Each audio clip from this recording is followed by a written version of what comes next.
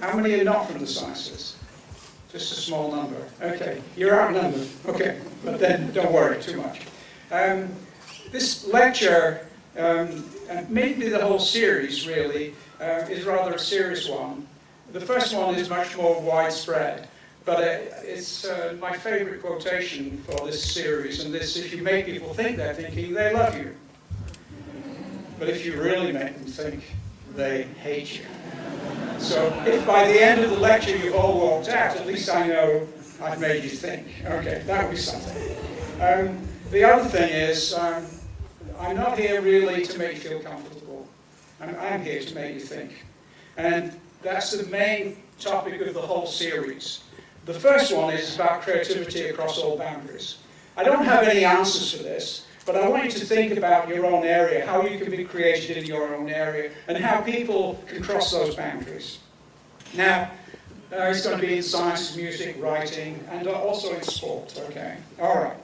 You've heard the quotation by Newton, if I've seen further than others, it's by standing on the shoulders of giants.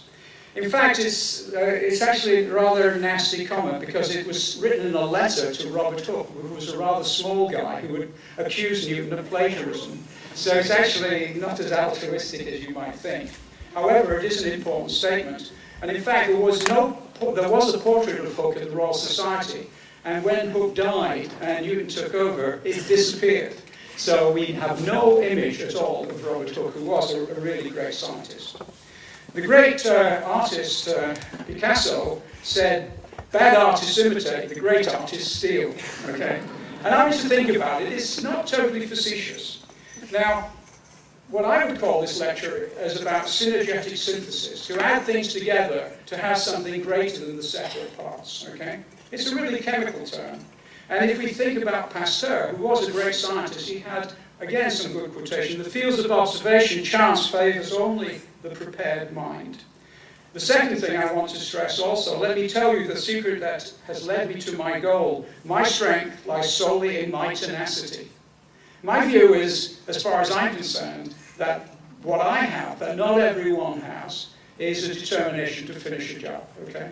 And if you have that, I think you will be successful, whatever you try to do. Okay, education, preparing the mind.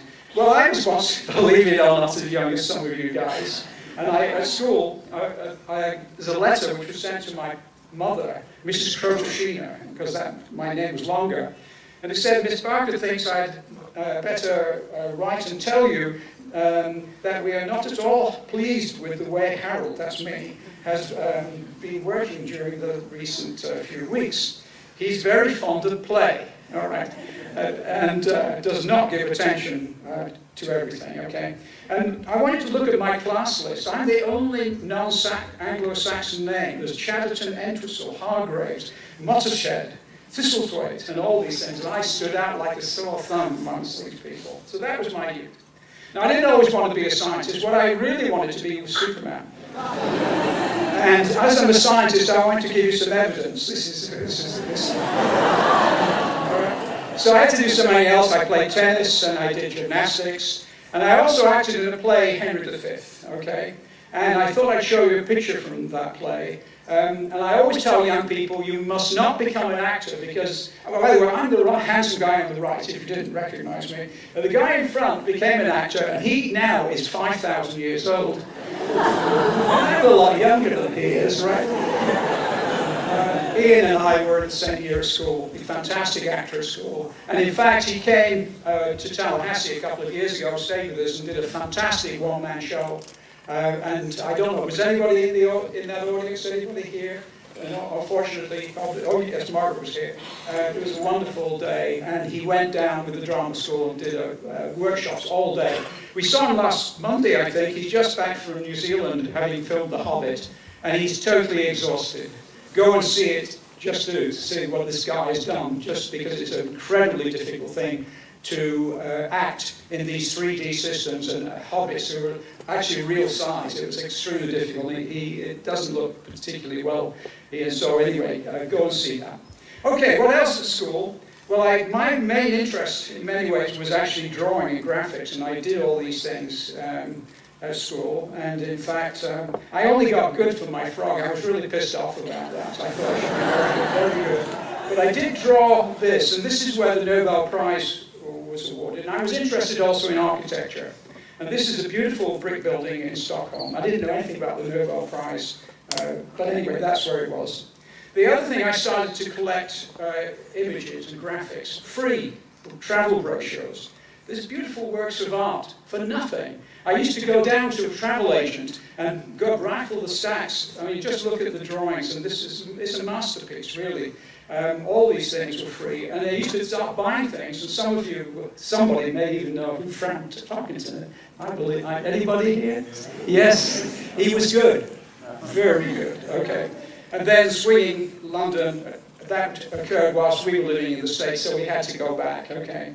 My favourite image of the sun, menus, which I would ask the people in the restaurant would look at. I have free cards from galleries, annual reports, free postcards, and then I started to have a little bit of money and I bought them.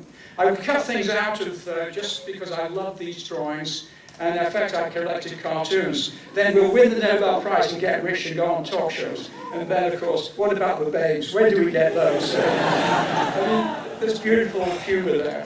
Wonderful photographs by Edgerton, who developed the pioneer in stroboscopic photography. But just look at this image, the relationship of these two together. Stanley Kubrick's Dr. Strangelove. Who's seen that film? Fantastic movie. But what about this gentleman? You can't fight here. It's the war room. All right. Beautiful juxtaposition of ideas. And this is one of the first books that I bought. So, as my wife will tell you to the audience around, we now have a house full of a lot of books. But this was only 2 and 6pence, 1/8 of a quid. But most of this art, I want to point out, ends up in the dustbin or the trash can. And I call it trash can art. And it's such a waste, it seemed beautiful. When I got to university, I went to the library and I discovered this magazine, Graphis, and this is my magazine, Graphis. And a particular issue is Graphis 132, which is especially about Expo 67 in Montreal. And this building, this is a photograph from that magazine, this image was very important, something 66, 20 years later. And I'll come to that in one of the later lectures. The point that I'm making, open yourself up here at university is a fantastic place to explore other avenues of your creative potential. You'll never get this opportunity again. You have a job responsibility. Here, burn the candle at both ends. Go to bed at 2 o'clock. Go and find out what else you're good at, because it turns out that many times cross-disciplinary sort of ideas are very important. Well, when I got to university at Sheffield, I didn't just do chemistry. I worked as art editor for the university magazine. And I got my first award for this design. And I used to look like this, believe it or not. Now, many of you are young and beautiful now, but you're going to look old and decrepit like me. So enjoy your youth and beauty whilst you may, because some of us know it doesn't last. Okay. So I did posters and things of this nature, and I just really had a fantastic time at university, and playing tennis, because we got to the UAE finals a couple of times. Okay, so that's what you can do. Art. I'm going to talk a little bit about art, because it's actually at least as important as science. And I want to show you what I think are some of the great paintings that I think are great. This is the greatest portrait ever painted, Pope Innocent X by Velázquez. If you go to Rome, go and see this painting. He's in the room. It's an amazing painting. And Ralph Steadman, a favourite artist of mine, has actually done this pastiche. And this is a wine bottle that was banned in Ohio. Okay? But in fact, it's a pastiche. It's the best I could find. I shouldn't take it from my own wine bottles. And he looks at the hand. The cartoonist actually sees things that other people don't see. Edward Hopper's Nighthawk, I think, is the greatest American painting. Why is that? Look at the man here, sitting lonely on the edge, and two people just chatting to the barman. It's in Chicago. Go and see it. This is one of my favourite paintings by a Scottish artist, Jack Vetriano. Now, why is it great? Because from the back, just look at the cigarette, the rolled up sleeves, and the paintbrush. He's showing pride in having painted this thing. If you actually said to many artists, show pride, they show a face and something like this, but to show it from the back is a great painting. My favourite English painting is this one, by David E. Shaw. And the reason is, it reminds me of home, our home in England, of Lewis. I took these photographs last week of the fields just outside our house, Mount Caban, okay? And here, you see that's a chalk cutting. In one of the chalk cuttings in Lewis, where we live, the first dinosaur was discovered, believe it or not. That was by Howard Mantell. The first dinosaur, it probably wasn't this one, but it was one within a 3 or 4 mile perimeter. This is the town in which Thomas Paine lived for 7 or 8 years. And some of you, how many of you have heard of Thomas Paine? You better, okay? Because we feel that Thomas Paine is responsible for the United States and many of the good things. But here is the castle, and here are the downs. The ups, it's English. Up things are downs, okay? These are the fantastic guitarists in the town. And this is where we sometimes have breakfast. There's a little girl sitting out there, Margaret English. And so this is Anna Cleeve's house. This was given to Anna Cleeves. Instead of executing her, he gave her this house. Okay, this is Henry VIII. This is the brewery. This is the river in which Virginia Woolf committed suicide. So it's a historical place. It's Lewis, one of the towns in England. I'm going to talk a bit about symmetry later, but I'll just mention it here, because symmetry is probably as important as anything else, not only in the sciences, where physicists look for symmetry and chemists as well, but also in the arts. And this is something I'm going to put these together, okay? Yin and yang, negative and positive, positrons and antiparticles. A slight dissymmetry, then bring it all together. And I must have been fascinated by this Maori pattern because I painted it 3 times when I was at school. And here is this stamp. And I used to collect just New Zealand stamps. So that's basically the situation. Symmetry is not just in the arts and science, but it's also in the sciences. But I'll come to that later. Now, it's always intrigued me why symmetry is so important. And I think one reason is that we are fascinated by faces. Okay? Look at this beautiful animal. This is Jamie Wyeth's painting, a fantastic image. Again, the sheep looking out at you. And my favorite one, this is a monkey in Japan. And that's snow on its head, and you can just see on its face, I'm not coming out of this hot bath, because it's a volcanic spring. It's just, you can see that we're related to this fantastic animal. It's decided it's going to stay in there for a long time. But the question is why? And I think it's because the first thing that you see as a child is probably a face. You have to construct all your analysis of imagery from scratch from the moment you're born. Just watch a little child that's looking round. It's actually working out how to analyze those images. It's incredible performance if you think of what you have been able to achieve from the moment you're born. Quasimodo. I was scared stiff of this when I was a child because of the dissymmetry. If the symmetry is broken too much, it bothers us. But if it's not just small acts of symmetry, in this particular face, slightly broken symmetry, it becomes rather interesting. And some of you may recognize this, one of the first supermodels. And I'm fascinated because I did a lot of paintings. And these are some of my works. And mainly I was interested in faces. And this is my wife, Margaret, in the front here. Okay.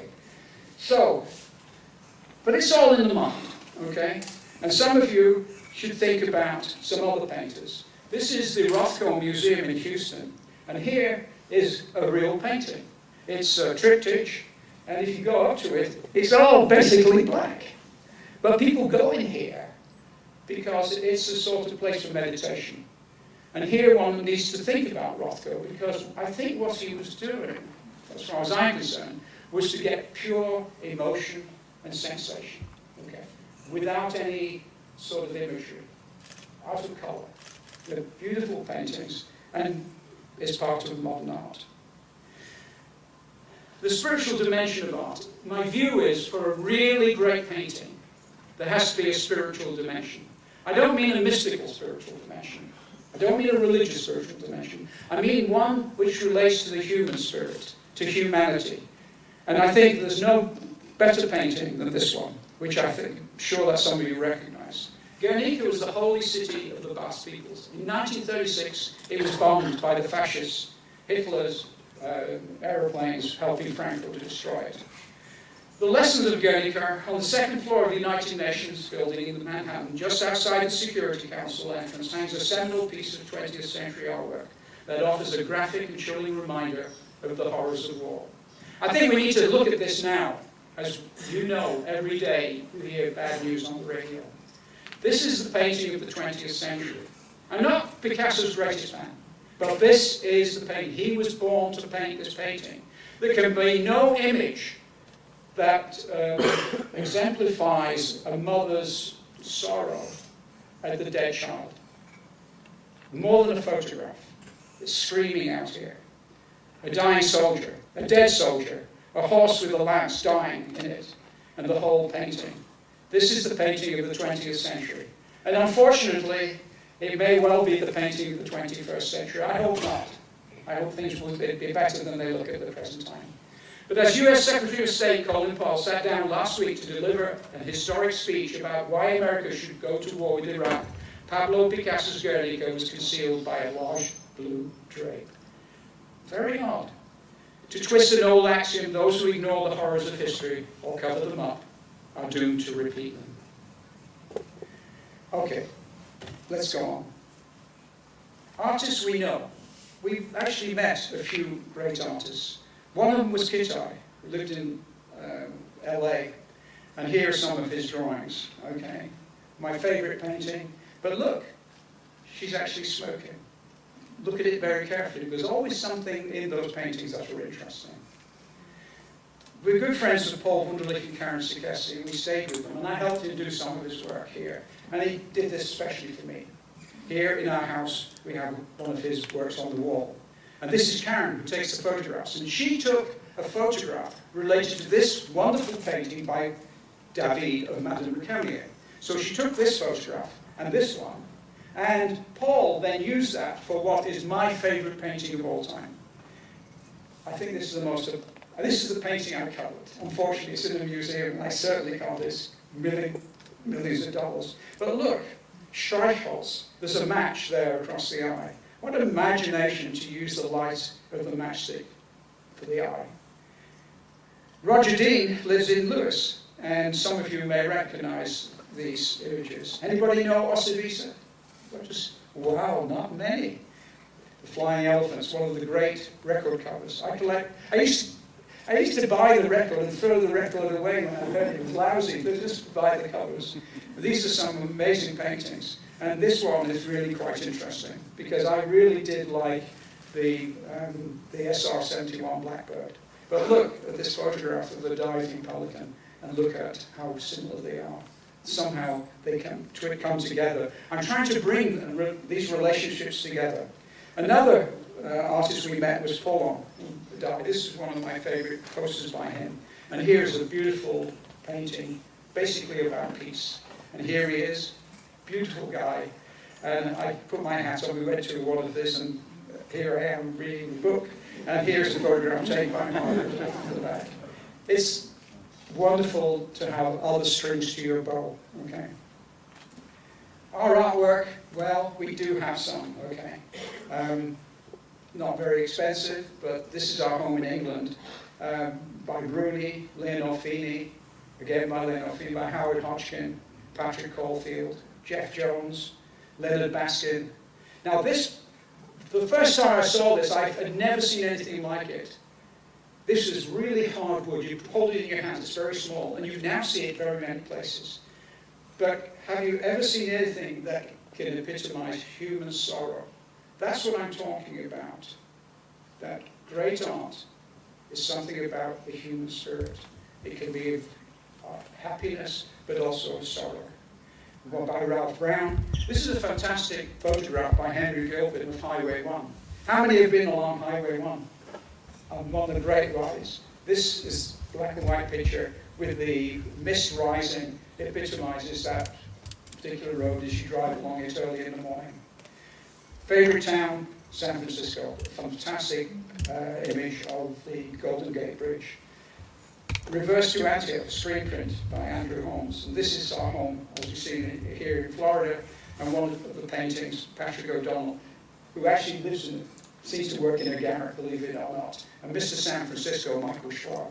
So those are a few of the things that we have around. Now, I was also fascinated by architecture, and it's important to have those sort of little interests that, take you into other areas. I used to draw. Here's a drawing of Le Corbusier's building, Frank Lloyd Wright's Falling Water. Again, the Stockholm Town Hall. University of Sussex has some interesting architecture, and I played around with this, never finished it off. Charles Rennie Mackintosh designed the School of Art in Glasgow. Gaudi's Sagrada Familia, the most amazing building in Barcelona.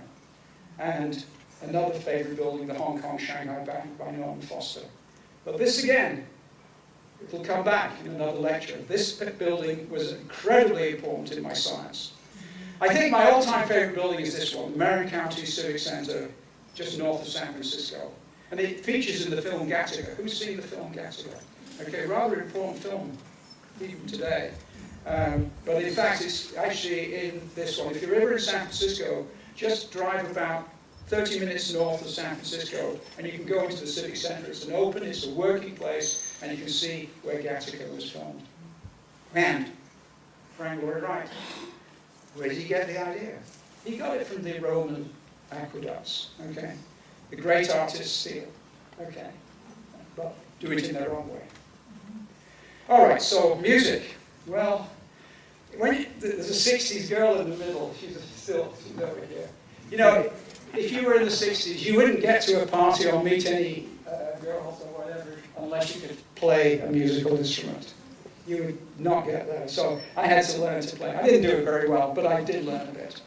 What I'm going to talk about now is music and film. And this is one of the most famous introductions to a film of all time. All right? It's just fantastic.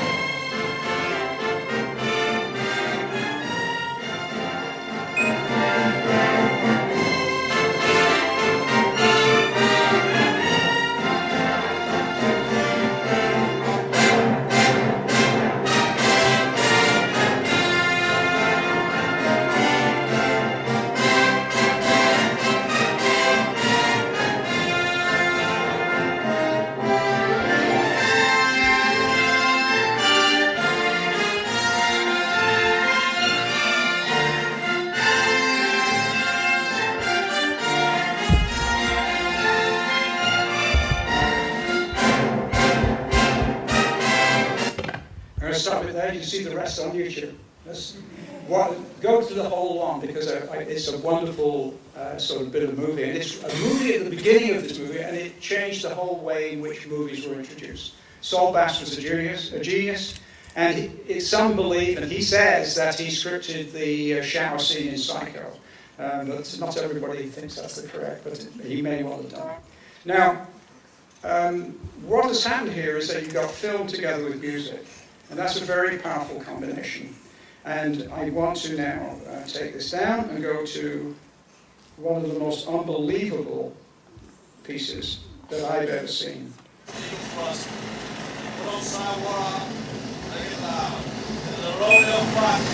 Shall we dance?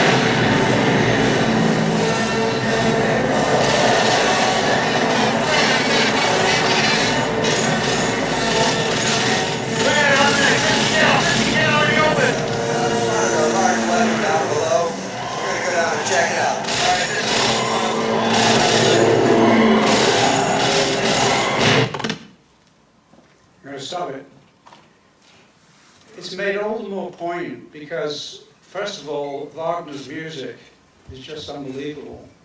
But it's actually the Ride of the Valkyrie. And it's probably the most famous piece of Wagner, who was Hitler's favorite composer. And it's from the Ring, Der Ring des Nibelungen. And the interesting thing is that the Valkyrie, main task, was to ride over the battlefields and choose who was to die. And that's why I'm talking about the juxtaposition of ideas. It's not just this powerful music and this powerful imagery, and something that really is something that we need to think about, but also it goes back a long time.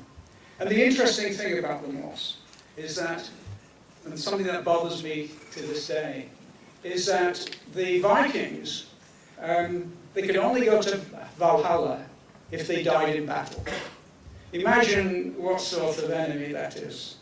And I think we have some sort of parallel today, as you might think about it. And these beautiful statues are on the plinth in Auckland in New Zealand, okay, of the Valkyrie. I think my all-time favorite piece of music in film is this one, and I just love it.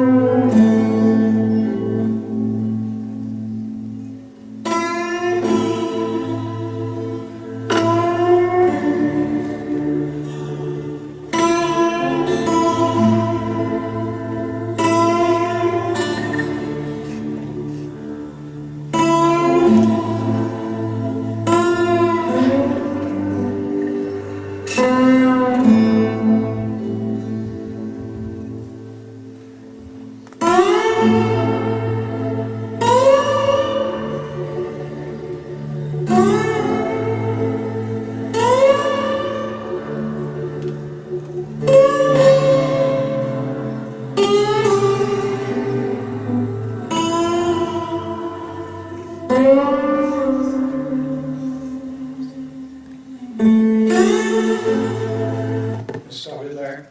I love looking at American railway trains. I have a printed one, as you saw, reverse to Antica, Santa Fe, and all the writings. When I was a kid, it was just America was a magical place, and it still is. Okay, the most famous riff of all time. All right, here it is. Hope it's going to come.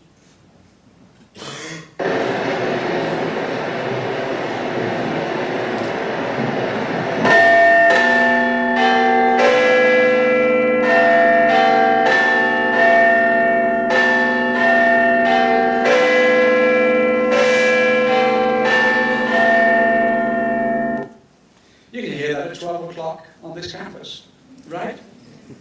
And it's really quite interesting, because it's actually from Handel's Messiah.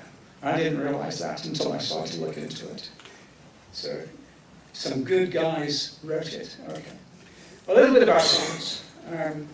I talked about Expo 67, and again, just a little bit about the work that won the Nobel Prize. I suggested to my colleagues Rick Smalley and Bob Carroll that we change this metal target to graphite. Rick had invented a fantastic laser vaporization system, and he's doing some beautiful work. And I thought, well, if we put graphite there, we might get some carbon chains that we discovered. And I'm going to talk about that in a whole lecture, maybe the fourth lecture. And when you do that, you get a plasma off it.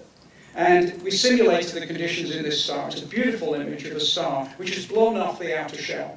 In fact, all the molecules in your body were created in such a star, except for hydrogen. Carbon, nitrogen, oxygen are synthesized in stars. Those stars blow up, and you ended up here. I mean, a lot of the carbon is still out there, okay?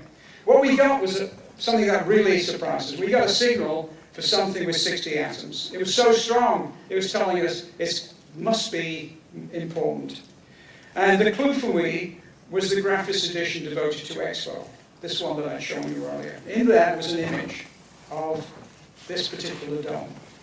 I knew that somehow Buckminster Fuller had a secret that I didn't know, and that we didn't know, none of us knew. Because here, you see a load of hexagons, and anyone who knows some chemistry knows that graphite is a bunch of hexagons. And they're all hexagons. And that's what we started off with. Somehow, had we sort of closed this graphite sheet into a closed ball? It turned out that there was a secret that I didn't know. There is one pentagon on this picture. There it is. Okay. You need that pentagon to close it up. You cannot close a sheet of hexagons. And we'll talk about that in another lecture. That led to our conjecture that we had discovered this molecule, a 60-atom molecule with hexagons and pentagons. And when we realized it was a soccer ball, we knew it had to be right. It had got to be right. Okay. Now, science has given a lot of wonderful images. And you can call it art, found art. Science has contributed fantastic images through the microscope from space, you name it. I like this one because it's the colon of a mouse, and so I made it into a mouse mat, okay? Legal. All right, now I'm going to show you the only example I know, there may be others, where art has produced a scientific result, and it's from our work. What we wanted to do at Sussex was to make our own geodesic dome. I mean, not quite as big as this one that went in the house instead of the house going inside the geodesic dome. So we built it. And Ken Mackay built this one with 240 atoms, and then we built a bigger one with 540. And as I looked as he walked in the door, I couldn't quite understand what was going wrong here, because it isn't round, it isn't spheroidal. What happens is, near the pentagon, there are 12 pentagons, as there are on a soccer ball, that all the curvature is at that cusp. And in fact, between the pentagons, it's more or less flat. They're all hexagons. The pentagons introduce curvature. So what's going on? What we discover is that in these two pictures here, that around the pentagon, the struts have been shortened, and so it's actually adjusted to make it a spheroidal structure. He's actually fiddled the books a bit, okay? So the reason that it's round is that he's juggled the struts. Now, carbon can't do that. It's more or less locked into a particular strut length, a carbon-carbon bond length, and that's why it is like that. And that led to a paper. I only got the models together because we wanted to make a little sculpture in the lab. But it turned out it was a beautiful result. And here we put one inside the other. And if you look at the electron microscope image, you see something which is not quite round. Put it in the electron microscope. This is the image you expect to see, and that's what we actually do see. We see, under the electron microscope, we can see little onions, but they're not round. They actually have these flattened structures. And that led to an understanding of the structure of carbon particles, which was not known beforehand. Now, I do a lot of logos. And I think logos epitomize something about what I want to talk about creativity. And here are some that I've done. I'm not going. There's the Kroto Research Institute at Sheffield University, and here I've got the KRI, and I've got the arm dropping something into a test tube, because it's basically chemistry. Okay. This is for the FCR STEM program here, and this is the major curve of physics and mathematics, which is the quadratic curve. Next gen is next generation materials, and this is actually the X-ray crystal pattern of a quasi-crystal, a next generation substance. The Kroto Research Campus at Sheffield, and here's some stuff. Now, this is one of my favorites. It's for the Inorganic Biochemistry Discussion Group, I, B, D, and G. And the chemists among you will see maybe D orbitals, they'll see a flower, and we'll see that we've got all the letters there, and we've got leaves as well. So that's another favorite. I designed this for a population explosion conference. This one for, yes, there you go. This one for crystal engineering, Save British Science. Unilever didn't take this one, but this is for Silicon 9 in Scotland, Science for Life in a Day for the Vega Science Trust, which is one thing. Oh, this is one of my favorite breakthrough. If this had been a C, it would be ouch, you see. I really, if only. And this is the Geoset logo. I designed this for a tailplane, which was not taken up by British Airways. East Midlands Airport, ICMR. One of my favorites for Margaret, who is with Association Française Tallahassee, is AFT, where I got the French flag in there.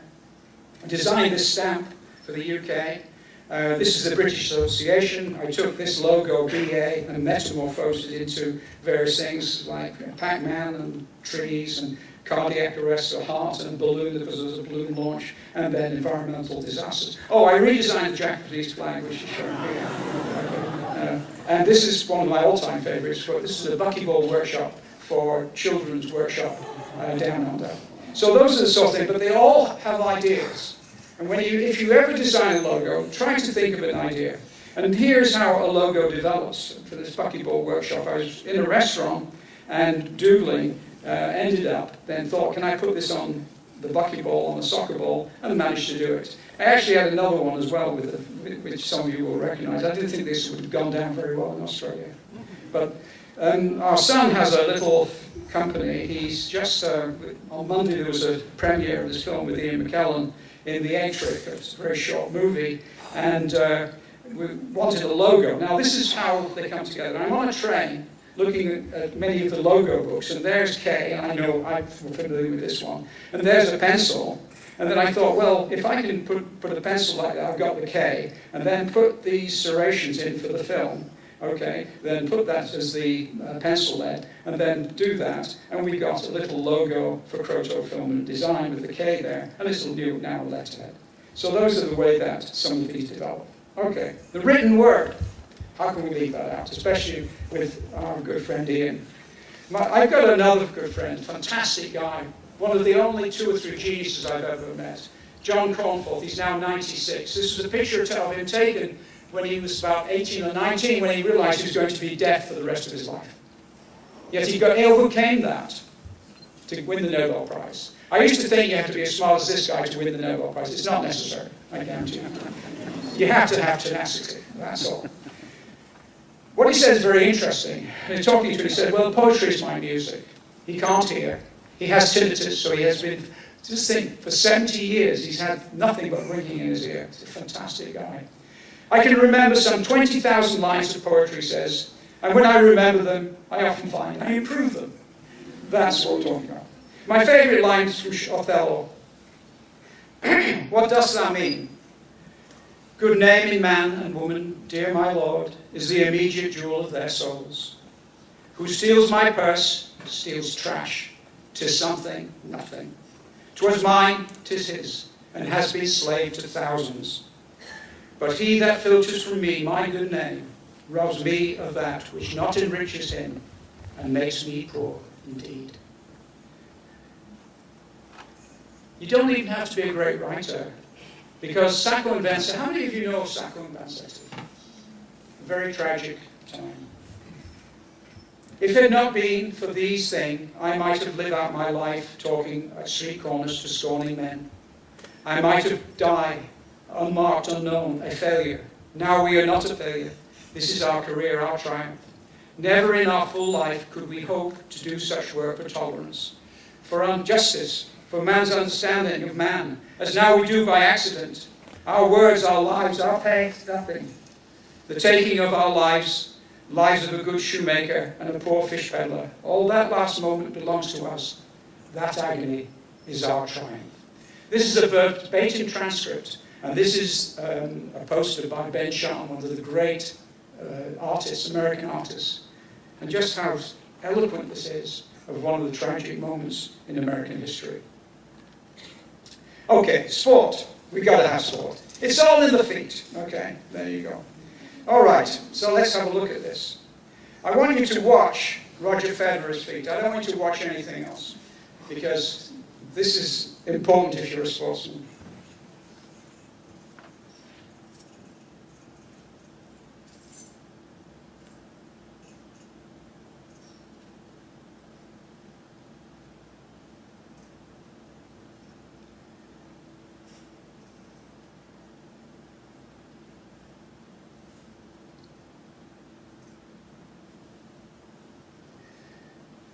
Fantastic.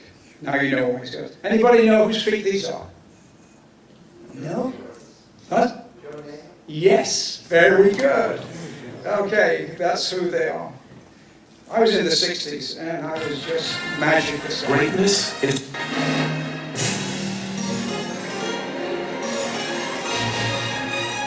Well, John Amos was the most exciting quarterback to play the game and to watch play. He had a style that no one else had had. His feet were so quick and so smooth.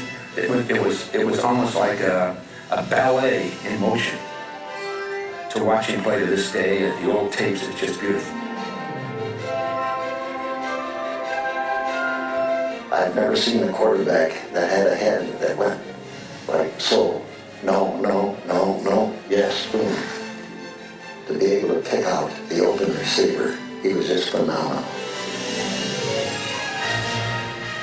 I remember one play in New York where we were playing the Jets, and it was a five-man pattern. I will never forget it. And I really saw his skill show itself in such totality to me. Joe is set up right side, and Don Man has run a 15-yard out on Marcellus. He's covered. So Pete Lammers is the tight end. Pete comes out and runs a circle pattern. Snell goes into the flat. Boozer runs a check man on my right. Well, then he moves past where Lammers is. And I have this like panic, like, operation. I'm out of position. We might go to Boozer. He wasn't going to Boozer.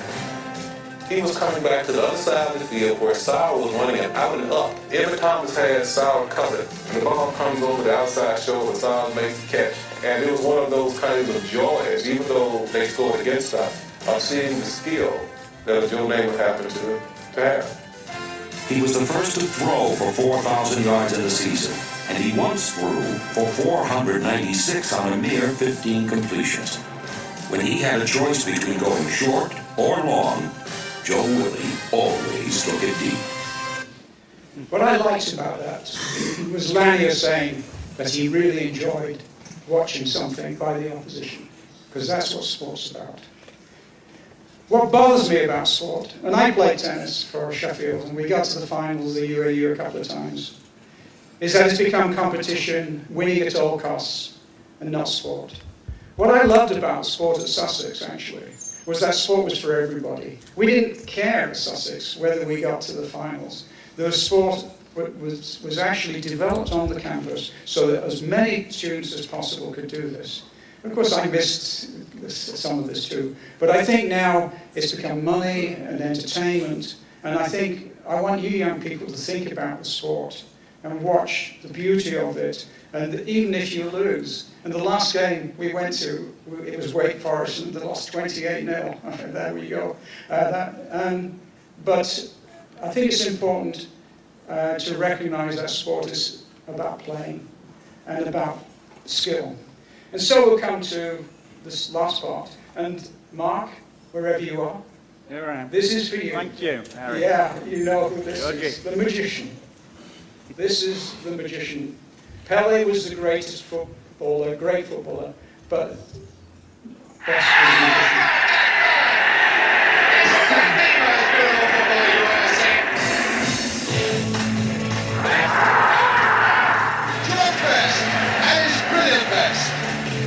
He was just magic, and people had to go to see him. The best player in the world at the time, George Arnold.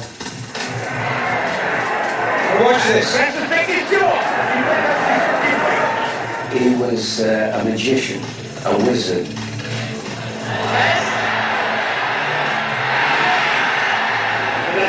Cheekiest of all cheeky little things, what it is. Supreme cheeky candy, George Bennett.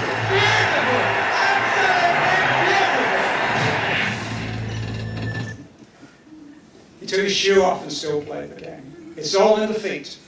Any sportsman will tell you, unless your footwork's right, you're not going to be able to play sport. Well, I couldn't do this lecture without humour, because this is something that I love. I don't know why it's funny, but it is. I just had to buy this postcard. In Scotland as well. My favourite ad was the Guinness ad. I just loved it. I've had it, hand-drawn vehicles free, okay? So what do? We can. Beautiful, imaginative ad. One by our son, David, Okay, some comment on modern art. Okay. Okay, this was voted the favourite TV one of all time. Now, what Granddad? Oh, yeah, perhaps you might bring us back nice. I'm just going to say, these two, they're really likely lads, right? They've offered to clean a chandelier, okay? And they're going to take it down, okay? So you, all right. Think of rock age, eh? Well, just shut up moaning, will ya? Wait, Granddad, how you doing? All right, dear boy.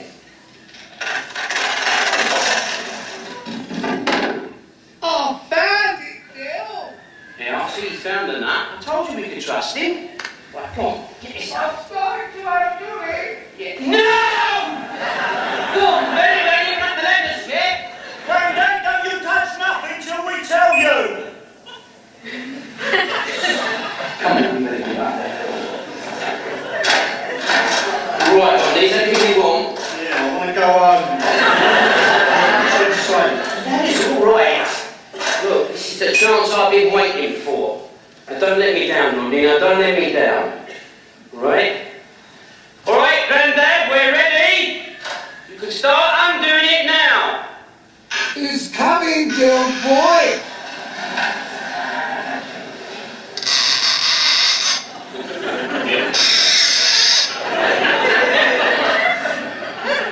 One more turn, Bill.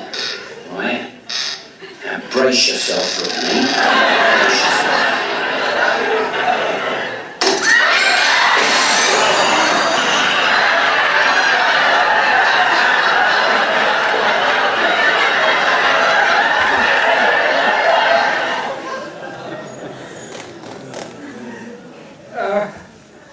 That's really funny, but my all-time favourite one is this one, and it's by a couple of the Monty Python team. What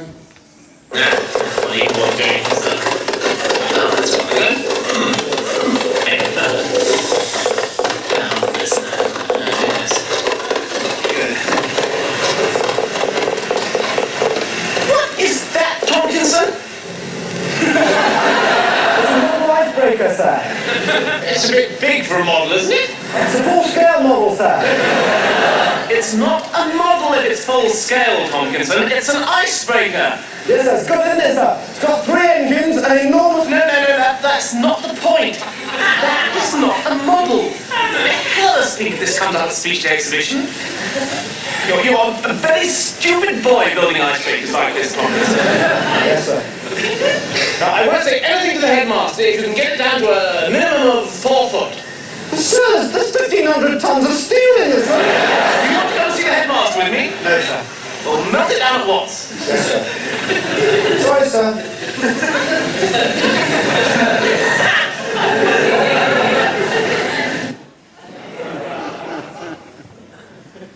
Margaret, my wife, thinks you have to be a British schoolboy to enjoy that, but you never know. I can't help enjoying. Books and bookshops. We can't go past anyone. My favourite bookshop, certainly in the US, is City Lights in San Francisco. If you're on Columbus, there, which is this, on this wonderful street, go in there and just see people enjoying books. Amazon Kindle, but books are something else. I can't go past them. And I'm going to talk about this particular bookshop because it's very important. Bookshops turn out to be important in science as well. Okay, some books. In Japan, I went into the Japanese bookshop, and here was pi, to 1 million decimal places. And here it is, page 1. All right. That's pi to 100 decimal places. On the first page, that's only halfway down, or nearly halfway down, 4,000. It's only 10,000. And now we have to go through the whole book, 100 pages, okay? I'll go 10 at a time, 200,000, 300,000, 400,000, 6, 7, 8, 9. On the last page, you've only seen 1 million, only 1 million. And we're talking about billions, and we're talking about debts of 1 trillion. 1 trillion is 1 million. Every single numeral on there is one of these books. This is the only time that you'll ever see 1 million events just looking at them. Okay, and in fact, I've got the book here. believe it or not.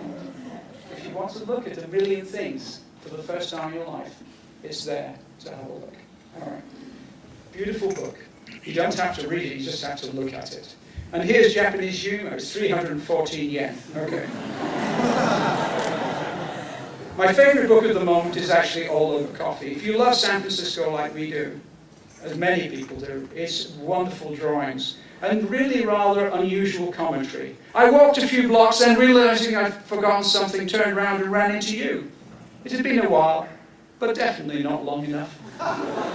I'm sure we've been in that situation ourselves.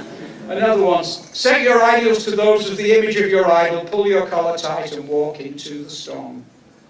But the most important page for me is this one. Take a stand, and automatically you have a supporter and an enemy. I think the problem today, maybe always has been, that too few people are prepared to take a stand. This is a time for taking a stand, and automatically, definitely, you will have a supporter and an enemy. And I know that from my own experience. Margaret's got a book which we're producing, and that is some of these the photographs over Mount Fuji, and transformations as well. So, you can all do these things. We've also a family book which has just been published in Japan, a children's book in Japanese. Our youngest son, David, has produced these two characters, Benji, and every time Benji sees something like a soccer ball with a pentagon, he gets 10 times smaller. He wonders what's going on. He meets a turtle, he meets a frog, and he gets inside the body, swims along the veins, sees a pentagon and a virus, gets even smaller, slides like DNA banister, and is saved by a buckyball. And this is powers of 10. Okay. Museums. There are some interesting ones. Artisan Works. If you're in Rochester, New York, this is an amazing museum. And here is Lee. And he, talking to Margaret, he's got the most amazing collection of artwork in the corridors. He builds cars out of wood, scale models, full size. Okay. Okay. Another museum in Basel, the most amazing sculpture, the Rattenkönig. And here we see a model of it, but this is the real size of it. Okay. And this gives you an idea of what they're like. Okay. Guatelli Museum, I did a short documentary for Italian television. This is the most amazing museum I have ever been to. Outside, there are these things, but inside, they're all shoes pinned to the wall. Look at this. These are farm implements, cans. These bottles are full of things like razors and other things, clocks in his bedroom. If you're ever in Parma, go and see the Guatelli Museum. It is staggering. It's room after room after room of 19th century things.